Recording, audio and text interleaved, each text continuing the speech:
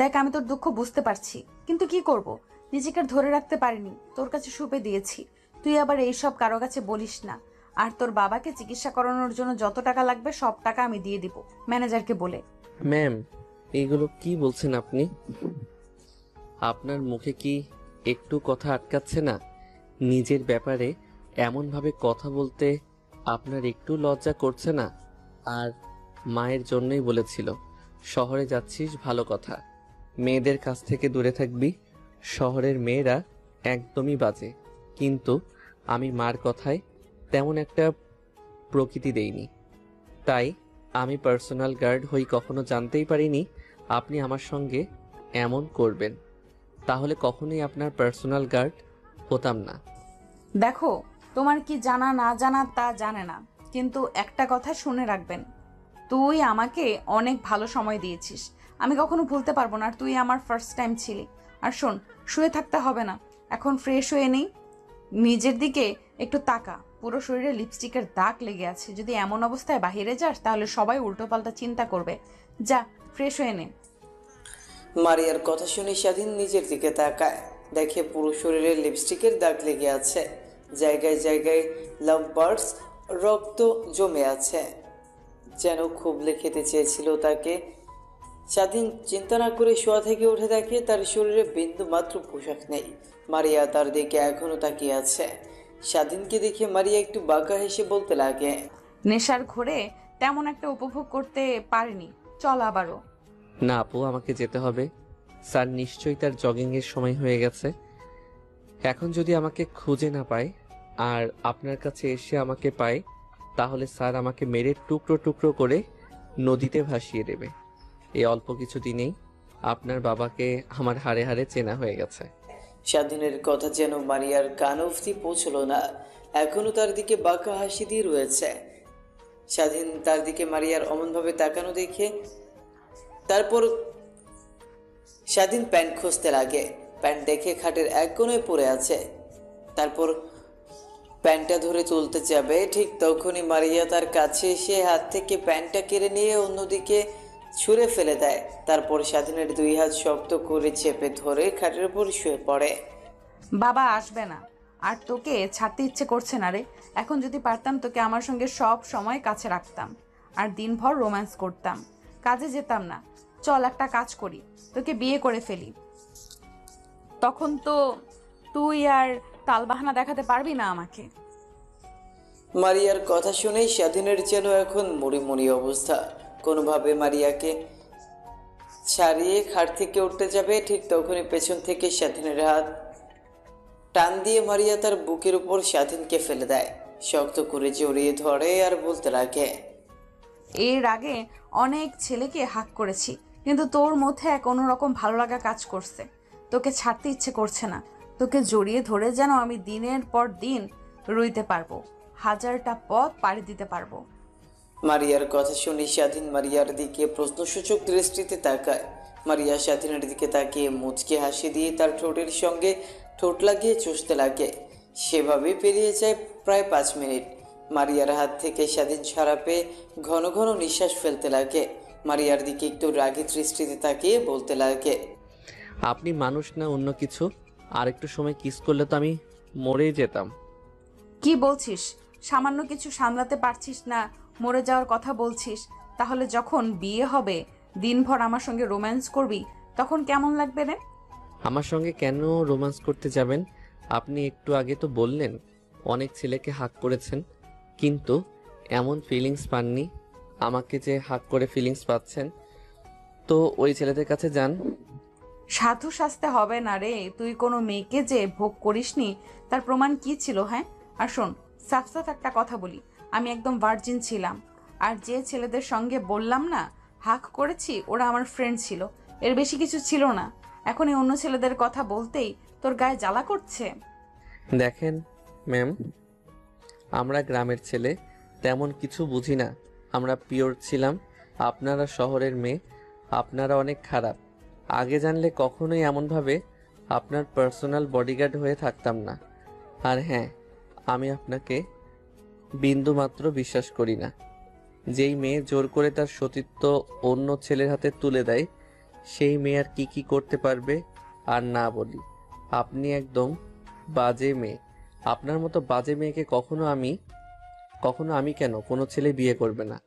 আমার সঙ্গে আপনি আপনার বিয়ের কথা মাথা থেকে একদমই ছেড়ে ফেলুন। স্বাধীনের কথা শুনে পপির গায়ে যেন 100 ডিগ্রি রাগ উঠে যায়।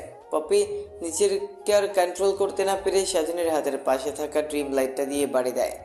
স্বাধীন তার হাত চেপে ধরে খাটে শুয়ে পড়ে। স্বাধীনকে কষ্ট পেতে দেখে মারিয়ার কেমন যেন অনুশোচনা বোধ কাজ করে নিজের মধ্যে। তোর সাহস কি করে হয় আমার সম্পর্কে এমন কথা বলতে? ড্রিঙ্ক করি, বন্ধুদের সাথে আড্ডা দেই, ছোটখাটো পোশাক পরি, তার মানে এই না নিজের ইজ্জত বিলিয়ে বেড়াই। আর শোন, তুই ফার্স্ট যে ছেলে আমার গায়ে টাচ করেছে। আর এই দেখ। কথাটা বলে মারিয়া কোনো মতে নিজেকে সামলে নিয়ে ওয়াশরুমে চলে যায়।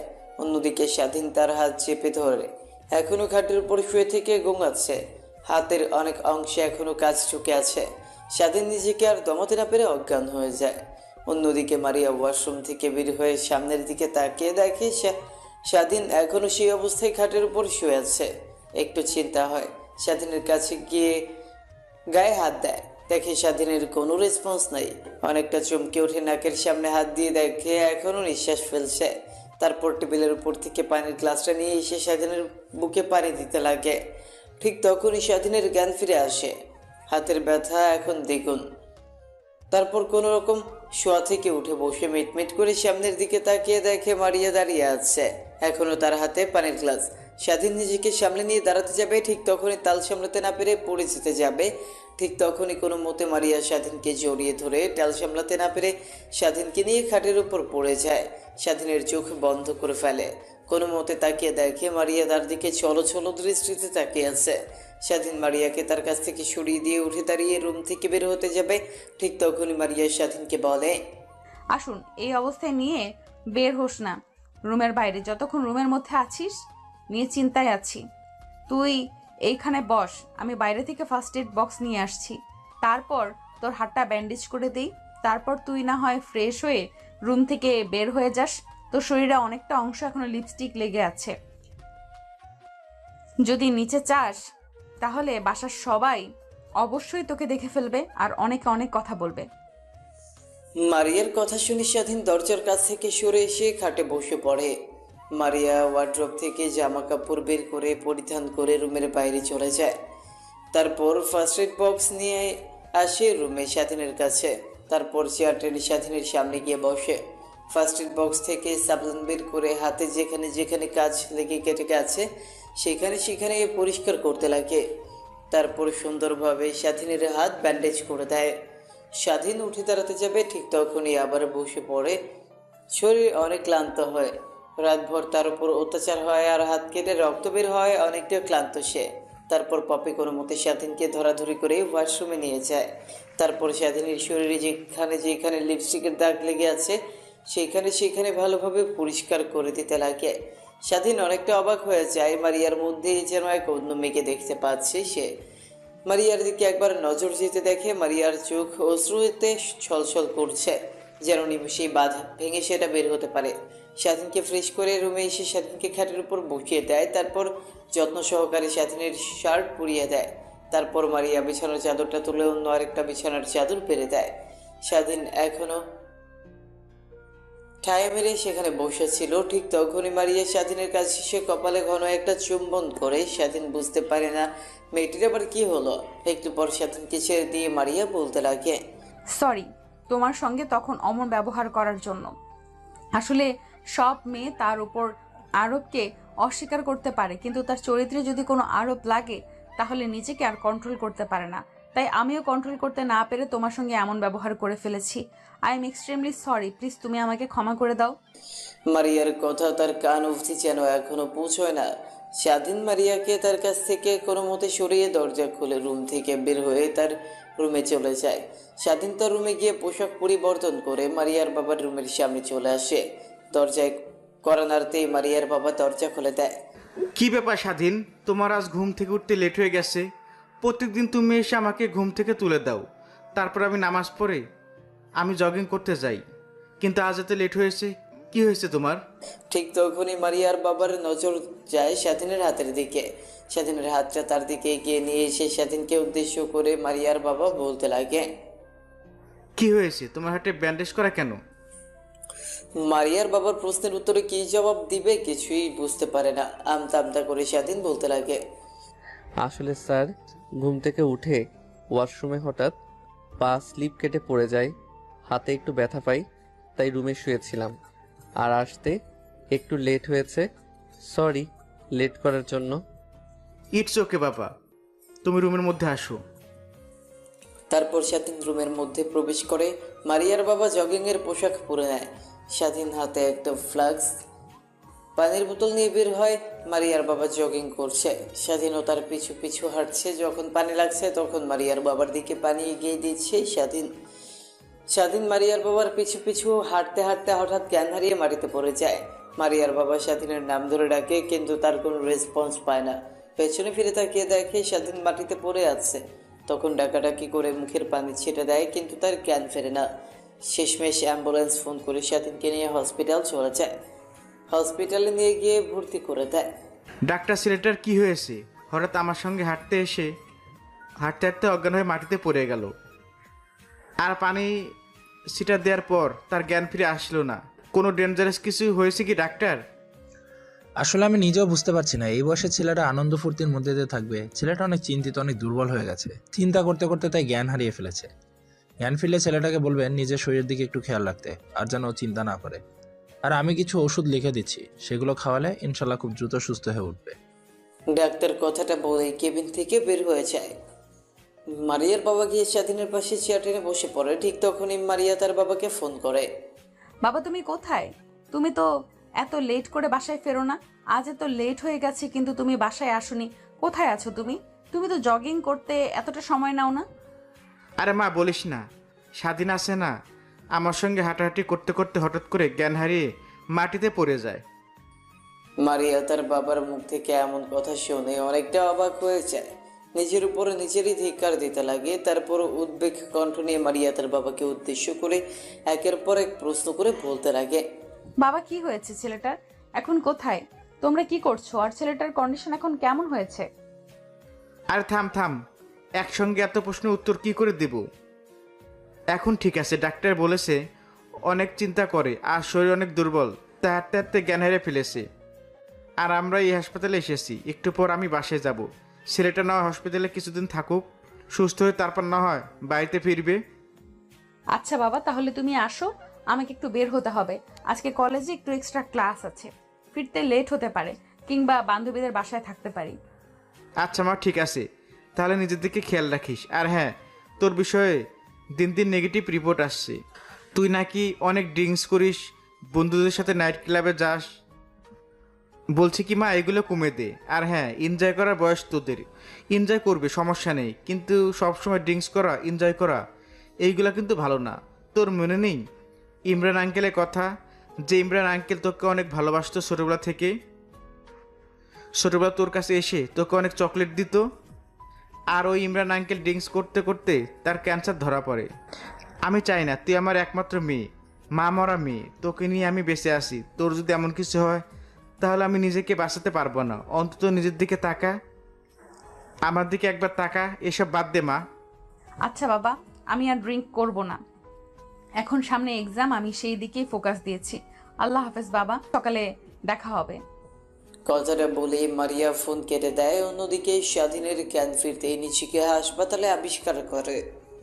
সামনের দিকে তাকিয়ে দেখে মারিয়ার বাবা কারো সঙ্গে কথা বলছে। কথা বলার ধরন দেখে বুঝতে পারে মারিয়ার সঙ্গে। মারিয়ার বাবা ফোন রেখে দিয়ে স্বাধীনের দিকে তাকিয়ে দেখে স্বাধীন তার দিকে তাকিয়ে আছে।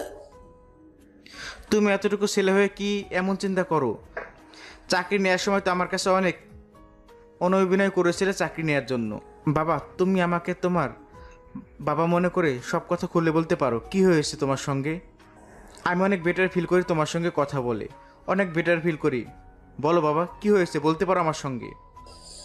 মারিয়ার বাবার কথা শুনে স্বাধীন উপরের দিকে তাকিয়ে দীর্ঘ একটা নিঃশ্বাস ফেলে। শোয়া থেকে শোয়া হয়ে বসে মারিয়ার বাবার দিকে অশ্রুনয়ন দৃষ্টিতে তাকিয়ে বলতে লাগে।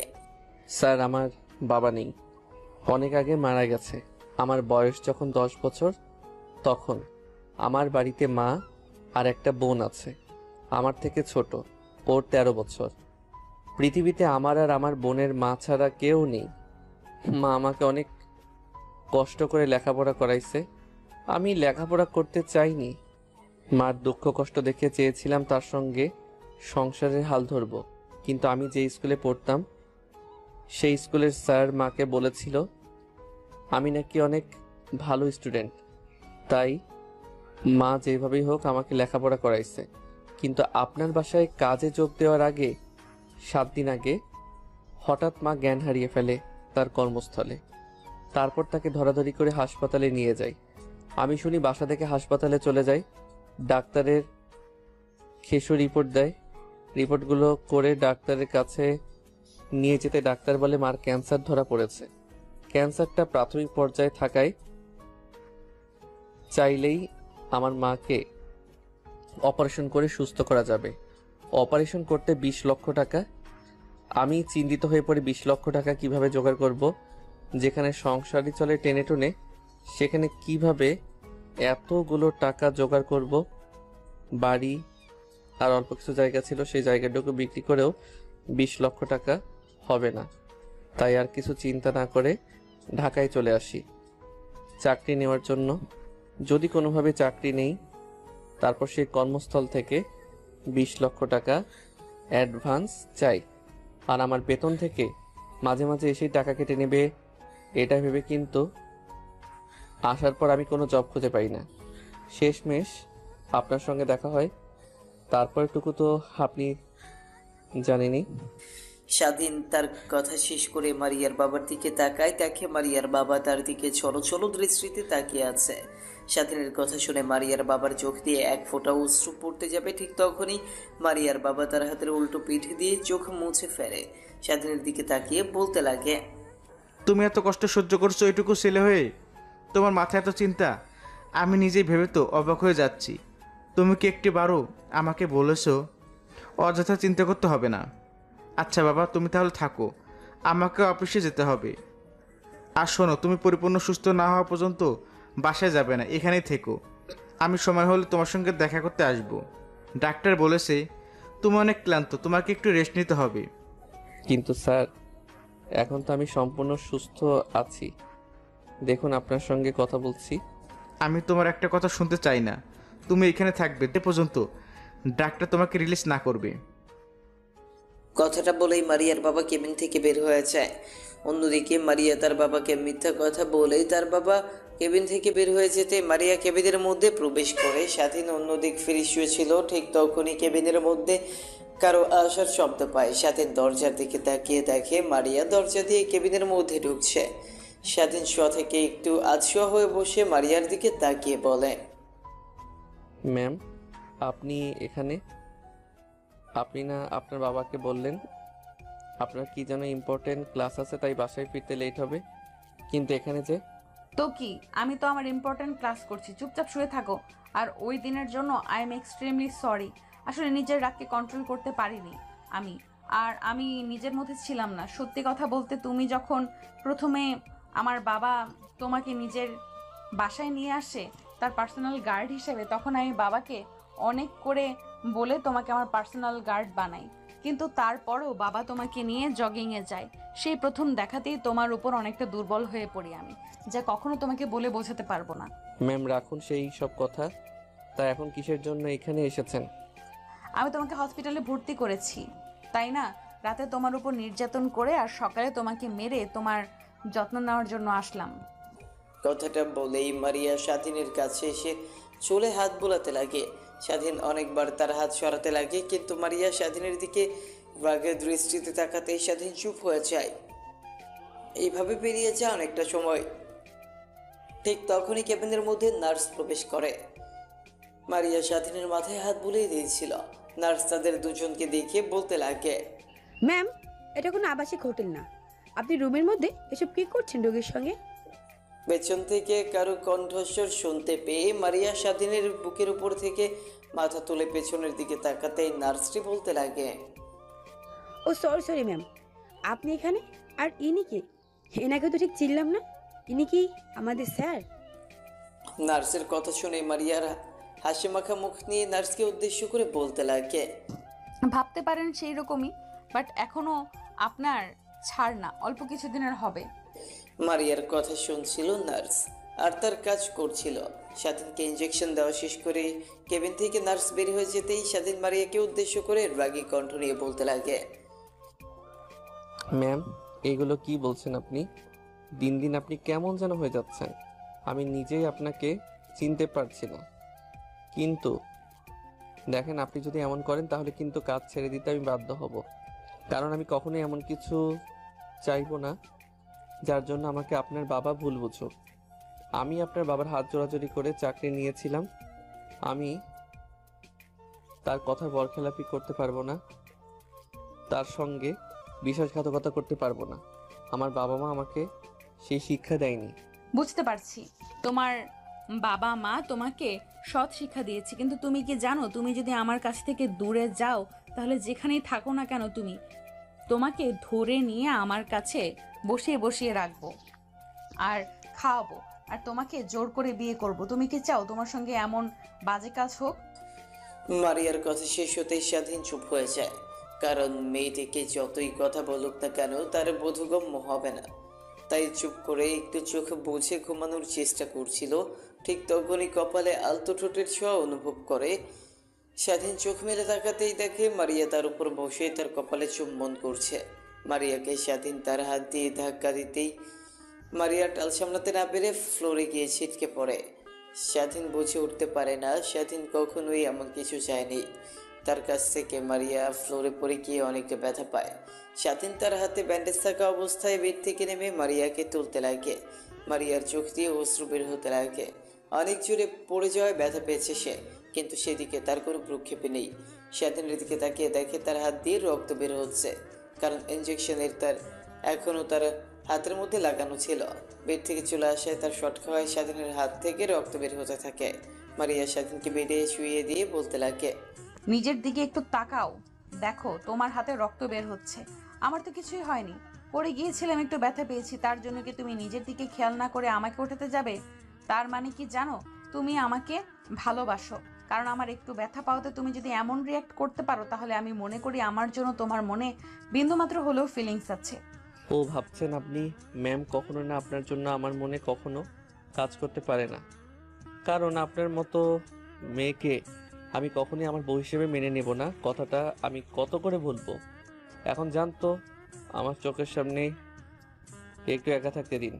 না না, তা তো হচ্ছে না। আমি এখানেই থাকবো আর তোমাকে রোমান্টিক অত্যাচার করব আর তোমার শরীরের যত্ন নেব। আমি বাবাকে তো বলেছি যে আজকে বাসায় তার মানে কি আজকেও আমার সঙ্গে রাতে এখানেই থাকবে? স্বাধীনের কথা শুনে মারিয়া একটু বাঁকা হেসে মাথা দিয়ে হ্যাঁ বোঝায়। ম্যাম, আপনি কি পাগল হয়ে গেছেন নাকি? আপনার ভাবসাব আমার ভালো লাগছে না। আপনি এখানে থাকবেন মানে আপনি চলে যান, যদি কেউ দেখতে পায় তাহলে অনেক খারাপ হয়ে যাবে। আর স্যার তো বলেছে সে যে কোনো সময় আমাকে দেখতে আসতে পারে। যদি এসে দেখে আপনি আমার কেবিনে বসে আছেন তখন কি রিয়েক্ট করবে স্যার, বুঝতে পারছেন? সভায় যা করে তাই করবে। তার মেয়ে আর মেয়ের জামাই একই কেবিনে আছে। দেখ ভালো, আপনার সঙ্গে কথা বলে পারবে, উঠবো না। কথাটা বলেই স্বাধীন অন্য পাশ ফিরে জানলা দিয়ে বাহিরের দিকে তাকিয়ে আছে। বুঝে উঠতে পারে না সময়টা কত হয়েছে। হাতে ফোনটা নিয়ে দেখে তার মায়ের অনেকগুলো মিস কল। স্বাধীন অবাক হয়ে যায়। অবাক হয়ে স্বাধীন তার মায়ের কাছে ফোন করতে যাবে, ঠিক তখনই তার মা ফোন করে বসে। স্বাধীন ফোন রিসিভ করে কানের পাশে ধরতেই ওই পাশ থেকে তার মা বলতে লাগে, কিরে বাবা, তোকে সে কখন থেকে ফোন করছি কিন্তু তোর ফোনের সারা শব্দ পাচ্ছি না। ফোনটা একবার রিসিভ করছিস না, কি হয়েছে তোর জানিস? তোকে নিয়ে একটা খারাপ স্বপ্ন দেখেছি আমি, তাই তোকে নিয়ে অনেক চিন্তা হচ্ছে রে বাপ। তুই বাসায় চলে আয়, তোর বাবার রেখে যাওয়া জমি তুই কাজ করে খা। আমাকে তো চিকিৎসা করাতে হবে না, আল্লাহ যতদিন হায়াত দিয়েছে ততদিন এই পৃথিবীতে বেঁচে থাকবো। তাই একদিন বেশি কিংবা একদিন কমও এই পৃথিবীতে থাকবো না রে।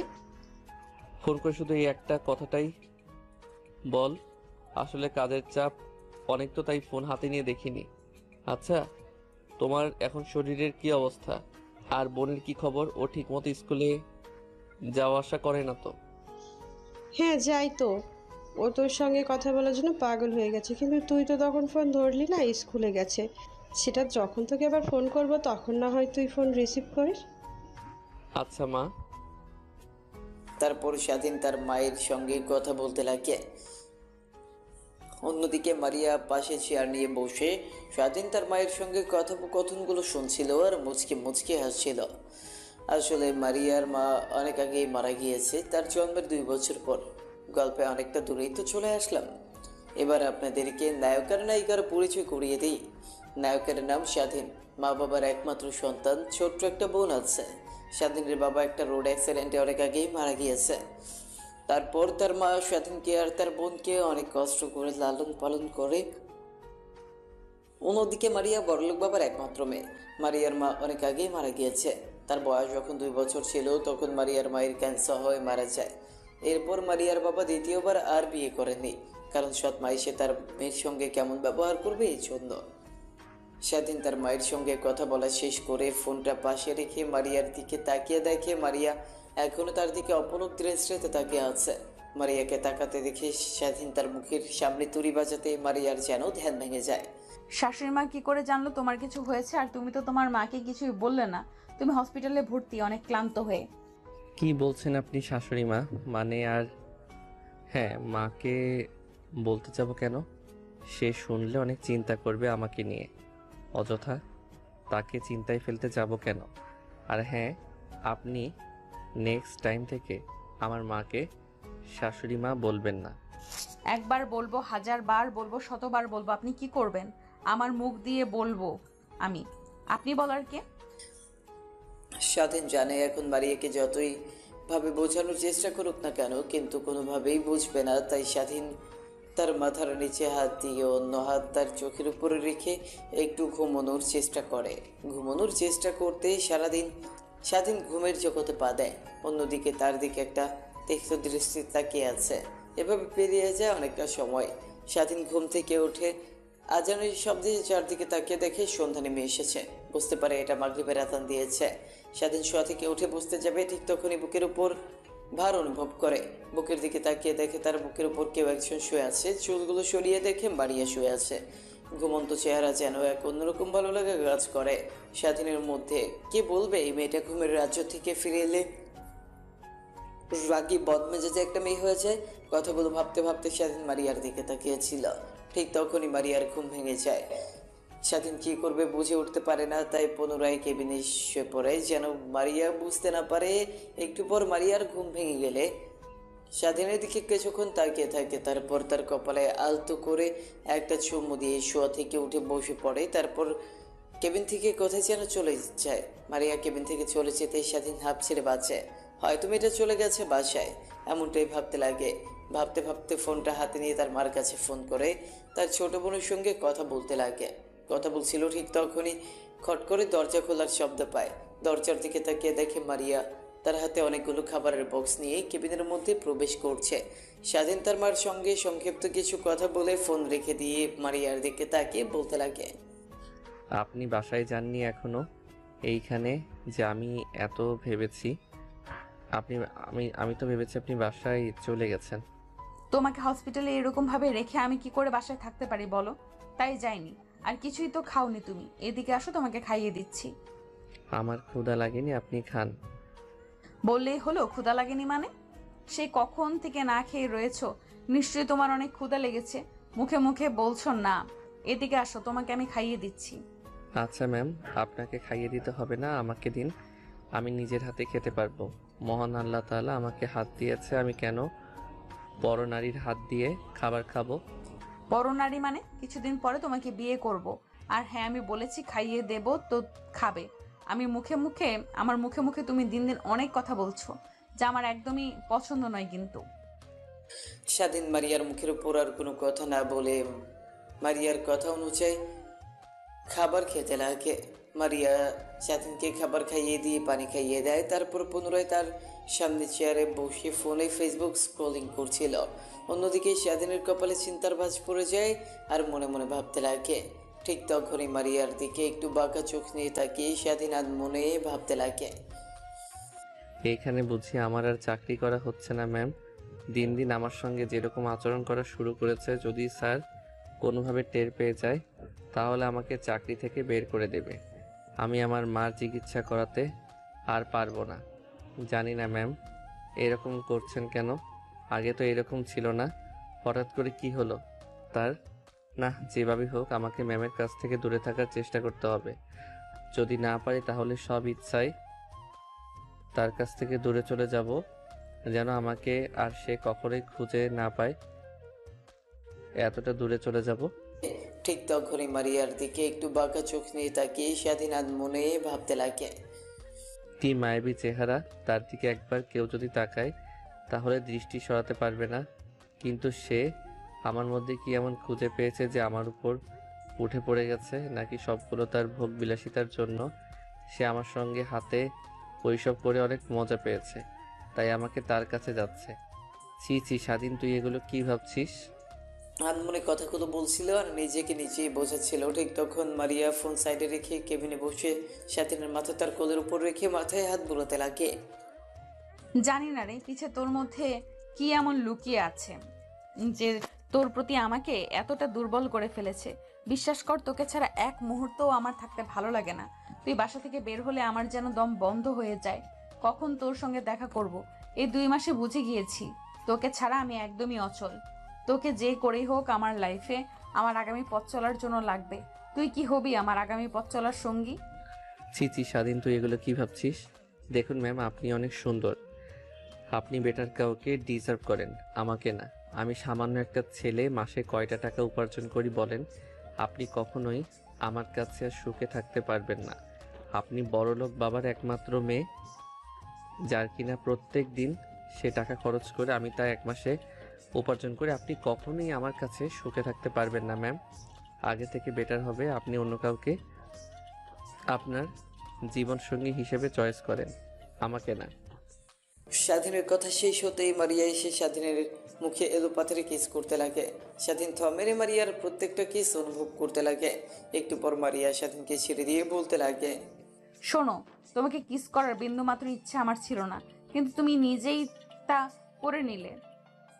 হ্যাঁ, আরেকটা কথা, তুমি যদি কখনো আমাকে ম্যাম বলে ডাকো বা আপনি করে ডাকো তাহলে তোমার খবর আছে। এখন থেকে তুমি করে আর আমার নাম ধরে কিংবা জান সোনা এসব বলে ডাকবে। দেখুন, আপনি আমার মালকিন, তো আপনাকে ম্যাম বলে ডাকবো, এটাই তো বাস্তব। আমি কখনো আপনাকে নাম ধরে কিংবা তুমি করে ডাকতে পারবো না। স্বাধীনের কথা শেষ হতেই মারিয়া স্বাধীনকে আবার কিস করতে লাগে। প্রায় 5 মিনিট পর স্বাধীনকে ছেড়ে দেয়। স্বাধীন হাঁপাতে লাগে। মারিয়া মুচকে একটু বাঁকা হেসে স্বাধীনকে উদ্দেশ্য করে বলে, এখনো কি তুই তোর আগের সিদ্ধান্তেই অটুট থাকবি, নাকি আমাকে কিংবা আপনি করে বলি এই রোমান্টিক অত্যাচার সহ্য করবি? কোনটা বাকি তোর ইচ্ছে? স্বাধীন ভালো করেই জানে তার সঙ্গে যত কথা বাড়াবে ততই তার জন্য খারাপ। তাই মারিয়ার কোল থেকে মাথা সরিয়ে বালিশের উপর রাখতে যাবে। শক্ত করে মারিয়া স্বাধীনের মাথা তার পায়ের উপর রেখে বলতে লাগে, এত ঢং দেখাতে হবে না, চুপচাপ এখানেই শুয়ে থাক। স্বাধীন মারিয়ার পায়ের উপর থেকে মাথা না সরিয়ে সেভাবেই শুয়ে থাকতে লাগে। মারিয়া তার মনের আনন্দে স্বাধীনের মাথায় হাত বোলাতে লাগে আর গুনগুন করে গান গাইতে লাগে। স্বাধীনের অনেকটা ভালো লাগে, মনোমুগ্ধকর পরিবেশ।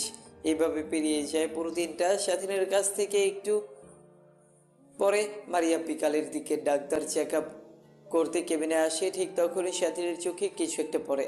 মারিয়া স্বাধীনের চোখ থেকে সরাতে নিলে দুজনের চোখে চোখাচোখি হয়। সময়ের আকস্মিকতায় মারিয়া স্বাধীনকে কিস করে দেয়। ঠিক তখনই পেছন থেকে ডাক্তার সব দেখে মারিয়াকে বলতে লাগে। ডাক্তারের কথা শুনে মারিয়া ব্যবহার শেখা খেয়ে যায়। নিজেকে সামলে নিয়ে মারিয়া ডাক্তারকে বলতে লাগে, মারিয়া মা, তুমি এখানে? আর তোমার বাবা যে বললো এটা তোমাদের কাজের ছেলে, তাহলে এসব কি মা? আমি যা ভাবছি তাহলে কি সত্যি? না মানে আসলে আঙ্কেল, ওর চোখে কিছু একটা পড়েছিল, বের করে দিলাম, এর থেকে বেশি কিছু না। ও আচ্ছা, তা মা তুমি বাসা যাবে না? তোমাকে তো সে সকাল থেকে দেখছি কেবিনের মধ্যে ছেলেটার সঙ্গে বসে কথা বলছো। সত্যি কথা বলতে আঙ্কেলের অবস্থা এরকম আমার কারণে হয়েছে, কারণ আমি কালকে রাতে ছেলেটাকে অনেক মারধর করেছিলাম। দেখছেন না হাতে ব্যান্ডেজ করা, তাই একটু যত্ন নিলাম।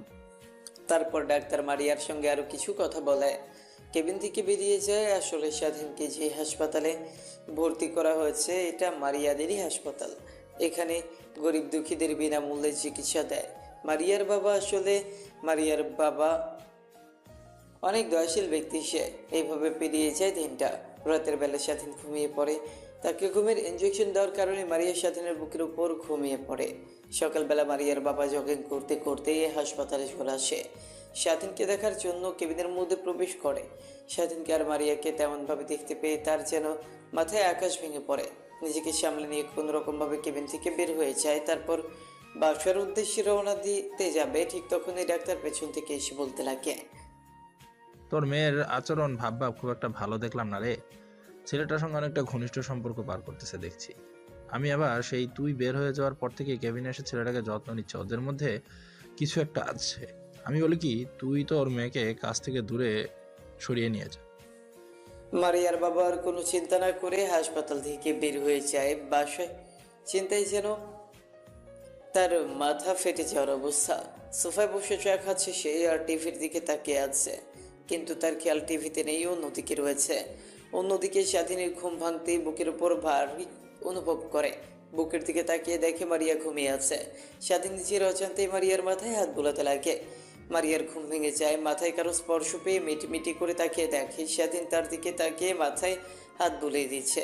মারিয়ার অনেকটা ভালো লাগে। মারিয়াকে নড়াচড়া করতে দেখে স্বাধীন তার মাথার উপর থেকে হাত সরিয়ে দেয়। ঘুমানোর ভান করতে লাগে। মারিয়া স্বাধীনের দিকে তাকিয়ে মুচকে হেসে নিজেকে একটু গোছগাছ করে স্বাধীনের মাথায় হাত বোলাতে বোলাতে ছোট্ট করে কপালে একটা কিস করে কেবিন থেকে বেরিয়ে যায়। মারিয়াকে কেবিন থেকে বের হয়ে যেতে দেখে স্বাধীন স্বস্তির একটা নিঃশ্বাস ফেলে। অন্যদিকে ইমরান খান এখনো সোফায় বসে একের পর এক চা খেতে লাগে আর টিভির দিকে তাকিয়ে আনমনে চিন্তা করছিল। ঠিক তখনই কলিং বেল বেজে ওঠে।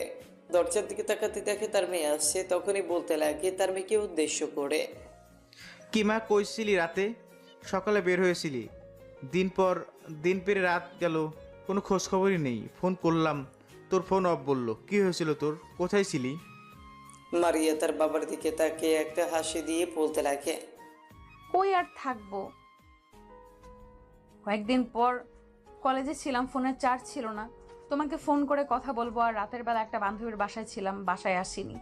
মারিয়াকে তার বাবা কোনো কিছু বুঝতে না দিয়ে মুচকি একটা কৃত্রিম হাসি দিয়ে বলতে লাগে, আচ্ছা মা, তুমি তাহলে তোমার রুমে যাও, ফ্রেশ হয়ে খাবার দাবার করে নাও, আমি অফিসে যাচ্ছি।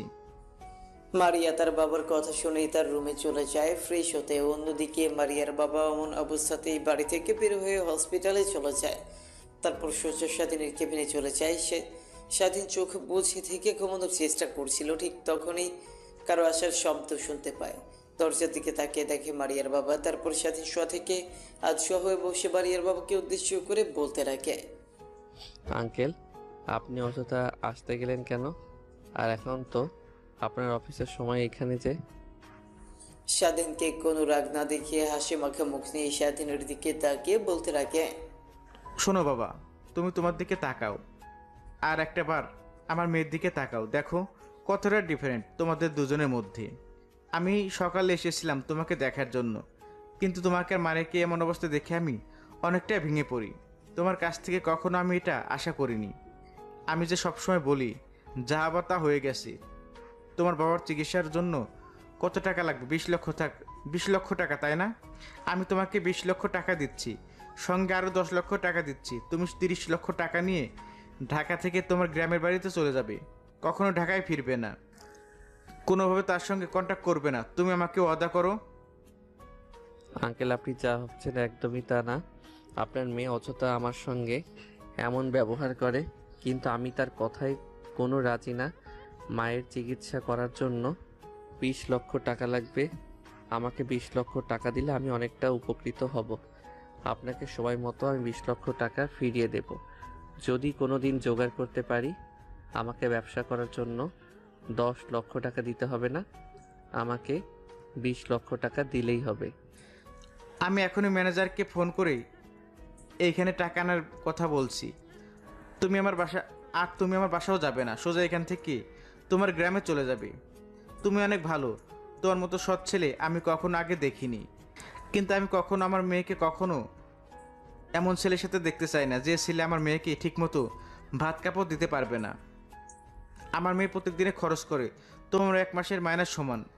আর যদি কোনো প্রয়োজন পড়ে নাম্বারটা নিয়ে যাও, আমাকে ফোন করো, তাহলেই হবে। কথাটা বলেই মারিয়ার বাবা কেবিন থেকে বের হয়ে যায়। তারপর ম্যানেজারকে ফোন করে টাকা আনতে বলে। একটু পর ম্যানেজার টাকা নিয়ে চলে আসে। তারপর স্বাধীনকে টাকা দিলেই তা নিয়ে স্বাধীন হাসপাতাল থেকে বের হয়ে বাসার উদ্দেশ্যে রওনা দিতে যাবে। ঠিক তখনই পেছন থেকে মারিয়ার বাবা তাকে উদ্দেশ্য করে বলতে লাগে, দেখ, তোরা যেভাবে পারিস ওই ছেলেটাকে ধরি এমন মারবি যেন চলাফেরা করতে না পারে, ঠিক মতো 1 মাস মেয়েদের দিকে কখনো যেন খারাপ দৃষ্টিতে তাকাতে না পারে। ওর বাবার পরিচয় কেন, ওর নিজের পরিচয় যেন মানুষের সামনে বলতে কাঁপাকাঁপি করে। তারপর স্বাধীন পেছনে ফিরে মারিয়ার বাবার কাছ থেকে টাকা নিয়ে বেরিয়ে যায়। বাস টার্মিনালে এসে বাসের জন্য অপেক্ষা করছিল। ঠিক তখনই তার ফোন বাজতে লাগে। স্বাধীন ফোন রিসিভ করে কানের কাছে ধরতেই ওই পাশ থেকে কান্না ভেসে আসতে লাগে। স্বাধীন ভালোভাবে নাম্বারটা দেখে বলতে লাগে, কি হয়েছে রে তোর? কান্না করছিস কেন? আপু কি হয়েছে আমাকে বল। ভাইয়া তুমি কোথায় আছো? জলদি বাসায় এসো, মা অনেক অসুস্থ। হ্যাঁ আমি বাসায় আসছি, তুই মাকে নিয়ে হাসপাতালে যা। আমি সৌরভকে ফোন করে বলে দিচ্ছি আমি বাস কাউন্টারে বসে আছি, 4 ঘন্টা পর বাসায় গিয়ে পৌঁছাবো। ঠিক তখনই বাস চলে আসে। স্বাধীন গিয়ে বাসে বসে পড়ে। বাস চলছে তার আপন গতিতে, কিন্তু সামিয়া কান্না করলো কেন? এর আগে তো মা বহুবার অসুস্থ হয়ে পড়েছিল, সে তো এমনভাবে কান্না করেনি। স্বাধীনের কিছুই বোধগম্য হচ্ছে না। আনমনে বাহিরের দিকে তাকিয়ে আছে। ঠিক তখনই তার চোখ বেয়ে এক ফোঁটা অশ্রু বের হয়ে পড়ে। স্বাধীন নিজেও বুঝতে পারে না সে কেন কান্না করছে। ঠিক তখনই পুনরায় ফোন বাজতে লাগে। ফোনের স্ক্রিনের দিকে তাকিয়ে দেখে সৌরভ ফোন করেছে। কল রিসিভ করে কানের কাছে ধরতে উপাস থেকে বলতে লাগে, তুই কোথায় আছিস? জলদি বাসায় আয়, চাষি অনেক অসুস্থ, তোর কথা অনেক জিজ্ঞাসা করছে। তাহলে মার কাছে ফোনটা দে, আমি কথা বলি। না, দেয়া যাবে না, জলদি বাসায় চলে আয়। হ্যাঁ আসছি রে, আর মাত্র 1 ঘন্টা সময় লাগবে। কথাটা বলেই স্বাধীন ফোন রেখে দেয়। প্রায় 1 ঘন্টা পর বাসার সামনে গিয়ে পৌঁছায়। রিক্সা থেকে নেমে রিক্সাওয়ালাকে ভাড়া দিয়ে বাইরে উঠানের সামনে যেতেই দেখে অনেক মানুষের ভিড় ঠেলে সামনের দিকে এগিয়ে দেখে খাটনি রাখা উঠানের মাঝখানে স্বাধীনকে দেখতে পেয়ে তার ছোট বোন সামিয়া দৌড়ে এসে স্বাধীনকে ধরে কান্না করতে করতে বলতে লাগে, ভাইয়া রে, আমাদের এই পৃথিবীতে আর কেউ রইল না রে। একটা মা ছিল, সেও মারা গেল। এখন কাকে নিয়ে বাঁচবো আমরা? আমাদেরকে নিয়ে কে এত চিন্তা করবে? আমাদেরকে কে দেখাশোনা করবে রে? সামিয়ার কথা শুনে স্বাধীনের মাথায় যেন আকাশ ভেঙে পড়ে। কাছ থেকে ব্যাগটা মাটিতে পড়ে যায়। তারপর খাটনির কাছে গিয়ে দেখে তার মারের লাশ। স্বাধীন তার মার মুখ ধরে কান্না করতে করতে বলতে লাগে, মা, তুমি এত কষ্ট করে আমাদেরকে মানুষ করালে, আমরা একটু তোমাকে শান্তিতে থাকতে দিলাম না। সারা জীবন ভর তুমি কষ্ট করলে। বাবা চলে যাওয়ার পর থেকে তুমি আমাদেরকে বিন্দু মাত্র বাবা নেই অনুভব করতে দাওনি। যখন জ্বালাতো তুমি এনে দিতে, যত কষ্টই হোক না কেন। আর তুমি চলে যাচ্ছ আমাদেরকে ছেড়ে, কত কষ্ট হচ্ছে মা, তুমি জানো? কথাগুলো বলেই স্বাধীন অঝরে কান্না করতে লাগে। সৌরভীর স্বাধীনকে সান্ত্বনা দিতে লাগে, কিন্তু স্বাধীন তার কথা শুনতে নারাজ। তারপর স্বাধীনের মাকে গ্রামের সবাই খাটনি করে কবরস্থানে নিয়ে যায়। তারপর কবরস্থ করে স্বাধীন কবরস্থানের সামনে ঠাই মেরে বসে থাকে। সৌরভ এসে স্বাধীনের কাঁধে হাত রেখে বলতে লাগে, দেখ, এই পৃথিবীতে কেউ চিরস্থায়ী নয়, সবাইকে এই পৃথিবী ছেড়ে চলে যেতে হবে। তোর বাবা চলে গেছে, তুই নিজেকে যেভাবে সামনে নিয়েছিস এখনো তুই সেভাবে নিজেকে সামনে নে। তুই যদি এভাবে ভেঙে পড়িস তাহলে সামিয়ার কী অবস্থা হবে? একবার লক্ষ্য করেছিস? মেয়েটি সেই সকাল থেকে না খেয়ে আসে, বিকেল কাটিয়ে রাত হতে চললো। এখন এখান থেকে চল। তারপর স্বাধীন উঠে নিজেকে সামনে নিয়ে চোখ মুছে কবরস্থান থেকে বের হয়ে যায়। বাসায় গিয়ে দেখে এখনও অনেকে বাসার মধ্যে ভিড় করে আছে। সবাই হয়তো বা স্বামীকে সান্ত্বনা দিচ্ছে। স্বাধীন যাওয়ার সঙ্গে সঙ্গে অনেক বৃদ্ধ আঙ্কেল এসে স্বাধীনকে সান্ত্বনা দিতে লাগে। এক এক করে বাসা থেকে সবাই চলে যায়। স্বাধীন খাবারের বাটি নিয়ে এসে সামিয়াকে খাবার খাওয়ানোর চেষ্টা করে, কিন্তু খেতে চায় না। স্বাধীনকে ধরে অঝরে কান্না করছে। তারপর স্বাধীন নিচে রেখে সামিয়ার মাথায় হাত বোলাতে বোলাতে বলে, দেখো বোন, মানুষ তো চিরস্থায়ী না। সবাইকে একদিন মৃত্যুর স্বাদ গ্রহণ করতে হবে। একদিন আমিও মরে যাব, একদিন তুই মরে যাবি। তাই বলে কি না খেয়ে থাকবি? না খেয়ে থেকে নিচের দিকে একবার খেয়াল করেছিস কি অবস্থা হয়ে গেছে তোর? এদিকে আয়, খাইয়ে দিয়ে। তুই না খাইলে কিন্তু আমিও খাবো না। স্বাধীনের কথা শুনে সামিয়া মুচকে হাসি দেয়, তারপর নিজেকে সামনে নিয়ে খাবার খেতে লাগে। তারপর সামিয়া স্বাধীনকে খাবার খাইয়ে দিতে লাগে। এইভাবেই কেটে যায় 5টা বছর। এই তোমাদের সমস্যা কি? প্রত্যেক দিন এখানে দাঁড়িয়ে থেকে মেয়েদেরকে র্যাগিং দাও। তোমাদের লজ্জা কর না? তোমাদের বাসায় মা বোন নেই? কলেজে তোমরা আসো কি এইসব করার জন্য? আমি কিন্তু তোমাদের হয়ে প্রিন্সিপাল স্যারের কাছে অভিযোগ দেব। তারপর আমি দেখি তোমাদের কি করে এই কলেজে পড়ালেখা করো। ম্যাডাম, আপনার কাজ আমাদেরকে শিক্ষা দেওয়া, আমাদের ক্লাসরুমের মধ্যে, কিন্তু বাইরে না। আপনি আপনার কাজ করেন, আমরা আমার কাজ করি। আর কি বললেন? আমাকে কলেজ থেকে বের করে দিবেন? হাসি পাইলো। আপনি আমাকে কলেজ থেকে বের করে দিবেন? আমি কি, আপনি হয়তো জানেন না, আমি কলেজের সভাপতির ছেলে। আমাকে দেখে সঙ্গে প্রিন্সিপাল স্যারও ভয় পায়, আর সেই কিনা আমাকে কলেজ থেকে বের করে দিবে? ম্যাম আসেন তো, এই জানোয়ারের বাচ্চাগুলোর সঙ্গে কথা বলে কোনো লাভ নেই। এরা অনেক খারাপ, পরে দেখবেন আপনার সঙ্গেও এরা বেয়াদবি শুরু করেছে। চলেন এখন এদের সামনে থেকে, এদের এইভাবে শাস্তা করা যাবে না। সামিয়া মারিয়ার হাত চেপে ধরে সেখান থেকে নিয়ে চলে আসে। সামিয়া ক্লাসরুমে চলে যায়। অন্যদিকে মারিয়া সোজা প্রিন্সিপাল স্যারের রুমে গিয়ে প্রিন্সিপাল স্যারকে উদ্দেশ্য করে বলতে লাগে, স্যার, আপনাকে এত করে বলছি কিন্তু আপনি কোনো ব্যবস্থাই নিচ্ছেন না। ছেলেগুলোর ব্যবহার দিন দিন জঘন্য হচ্ছে। ওদের অতিষ্ঠ কোনো মেয়ে ঠিকমতো কলেজে আসতে পারে না। প্রত্যেকদিন কলেজের গেটের সামনে দাঁড়িয়ে থেকে মেয়েদের সঙ্গে বাজে বাজে কথা বলবে, বাজে বাজে লিখে দিবে।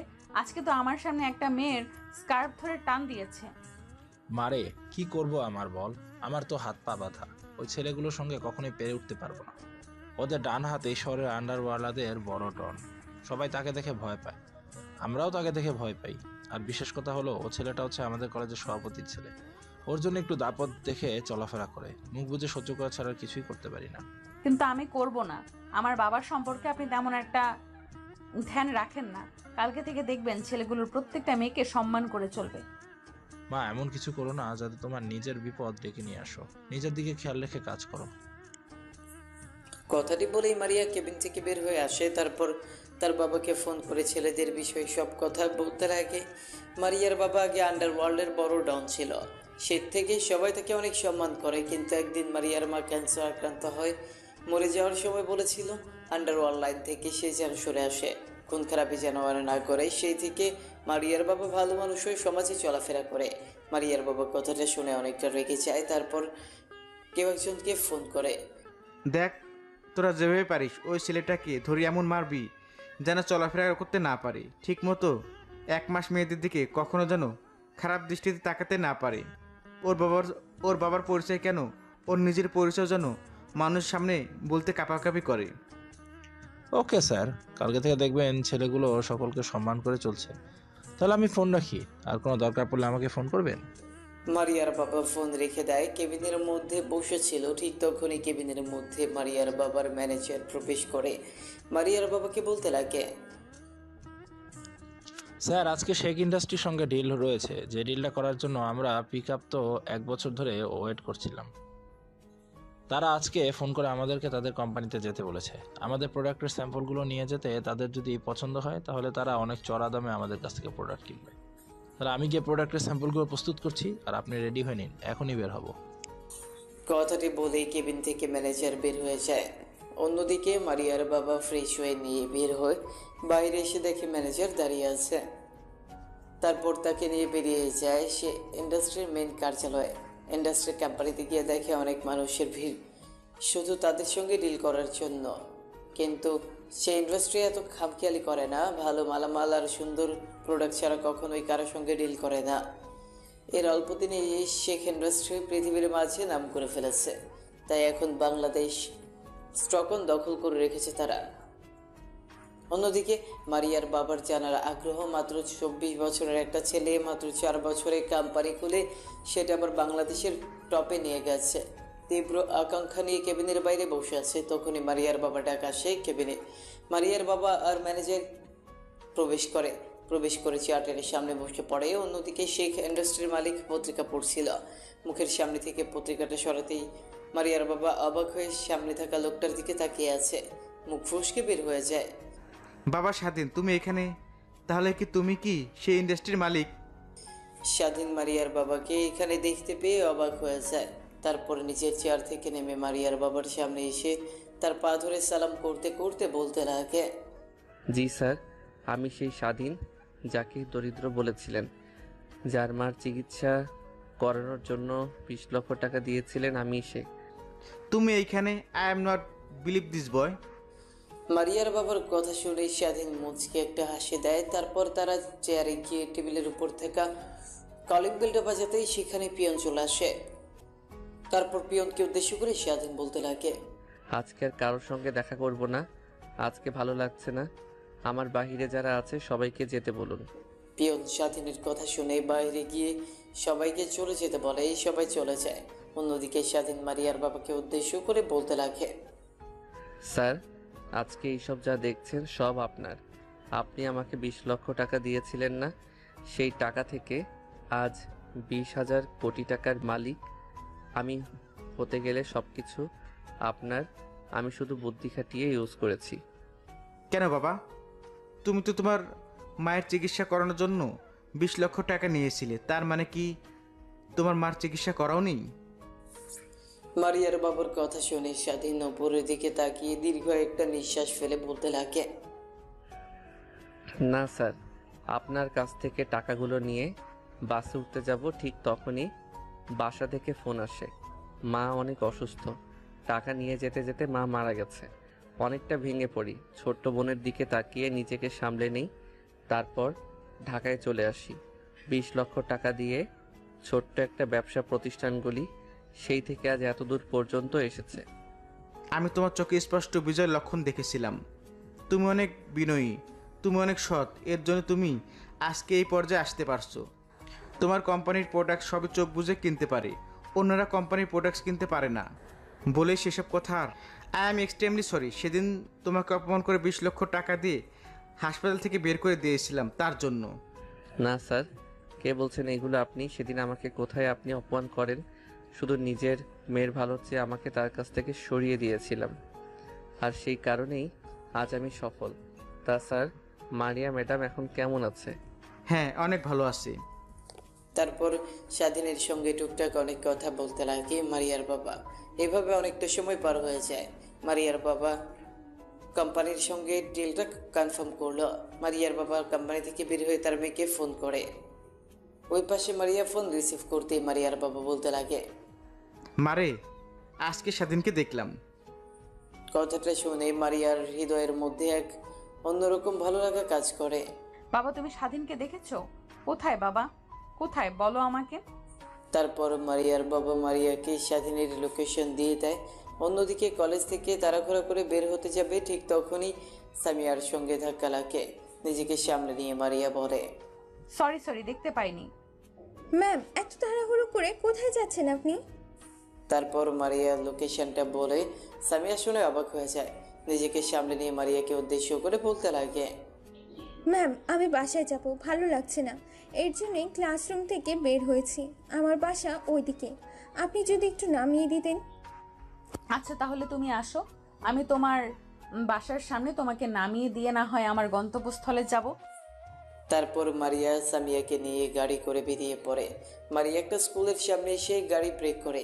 স্কুলের সামনে সামিয়া গাড়ি ব্রেক করতে দেখে মারিয়াকে উদ্দেশ্য করে বলতে লাগে, ম্যাম, এখানে গাড়ি দর করালেন কেন? তুমি তোমার মুখ থেকে অনেক আমার ছেলের কথা শুনেছো, কিন্তু কখনো দেখোনি, কিন্তু আজ দেখবে, চলো। কথাটি বলেই সামিয়াকে নিয়ে স্কুলের মধ্যে চলে যায়। ক্লাসরুমের মধ্যে ঢুকে মারিয়া একটা সুন্দর বাচ্চাকে কোলে তুলে নিয়ে আসতে লাগে, সামিয়ার কাছে এনে বলতে লাগে। তারপর মারিয়া তার বাচ্চাকে নিয়ে গাড়িতে উঠে পড়ে। সামিয়াও পিছু পিছু গাড়িতে উঠে বসে। তারপর গাড়ি চলতে লাগে তার আপন গতিতে। সামিয়া মারিয়ার দিকে একবার তাকিয়ে দেখে তার মুখে মুচকে হাসে।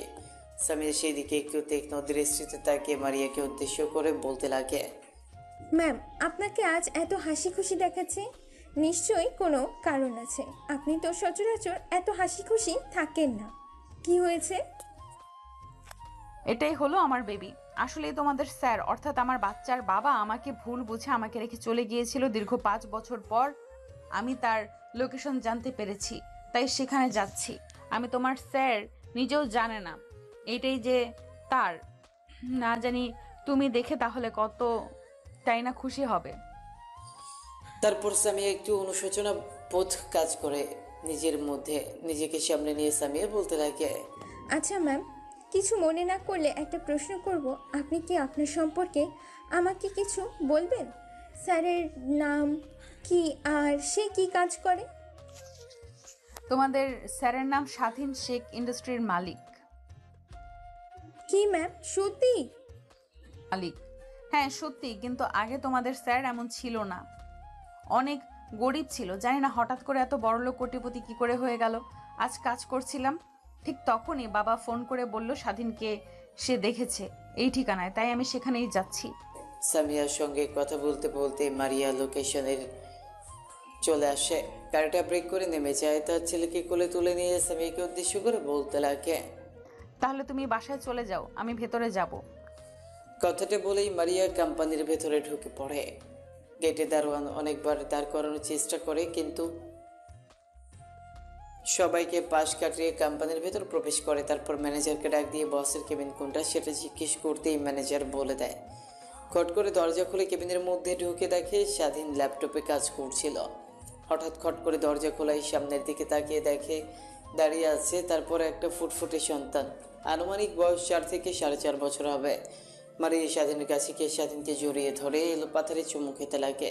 স্বাধীন বিরক্ত হয়ে মারিয়াকে ধাক্কা দিয়ে নিজের কাছ থেকে সরিয়ে দিয়ে বলতে লাগে, কে আপনি? আর আপনার সাহস কি করে হয় আমাকে এসে জড়িয়ে ধরে আমাকে কিস করার? তুমি আমাকে চিনতে পারছো না? আমি মারিয়া। আমি মারিয়া নামের কাউকে? আপনি এখন এখান থেকে আসতে পারেন। মারিয়া স্বাধীন নিজেদের মধ্যে কথা কাটাকাটি করছিল। ঠিক তখনই মারিয়া স্বাধীনের ছেলে স্বাধীনের কাছে এসে তার হাত চেপে ধরে বলতে লাগে।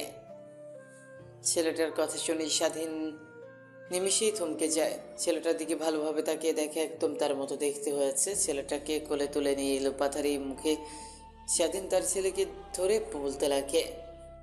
ছেলেটার কথা শেষ হতেই স্বাধীন রাগী দৃষ্টিতে মারিয়ার দিকে তাকায়।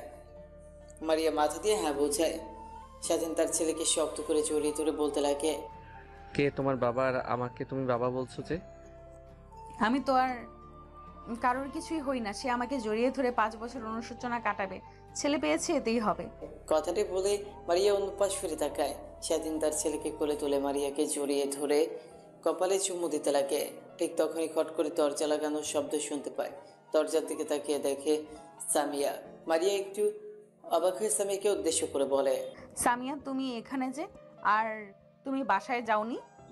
আমার তো একই প্রশ্ন। ভাইয়া, তুমি বিয়ে করেছো আমাকে না জানিয়ে, তাও আবার 5 বছর আগে। মারিয়া, তুমি সামিয়াকে চেনো? চিনবে না কেন? সামিয়া তো আমাদের কলেজেই পড়ালেখা করে, চিনবো না কেন? ভাইয়া, তুমি কিন্তু আমার প্রশ্ন পাস করতে যাচ্ছ। আমার উত্তরটা আমাকে দাও। তারপর স্বাধীনের থেকে শেষ পর্যন্ত খুলে বলে। তারপর স্বাধীনের কোল থেকে তার ছেলেকে নিজের কোলে নিয়ে বলতে লাগে, তোমাদের দুজনের সঙ্গে আমার কোনো কথা নেই। আরে, আমার ভাস্তিকে নিয়ে আমি গেলাম, তোমরা এখানেই থাকো। বাসায় গেলে কিন্তু তোমাদের খবর আছে। কথাটা বলেই স্বাধীনের ছেলেকে নিয়ে সামিয়া কেবিন থেকে বেরিয়ে যায়। সামিয়া কেবিন থেকে বেরিয়ে যেতেই স্বাধীন মারিয়াকে শক্ত করে জড়িয়ে ধরে কিস করতে লাগে। সমাপ্ত।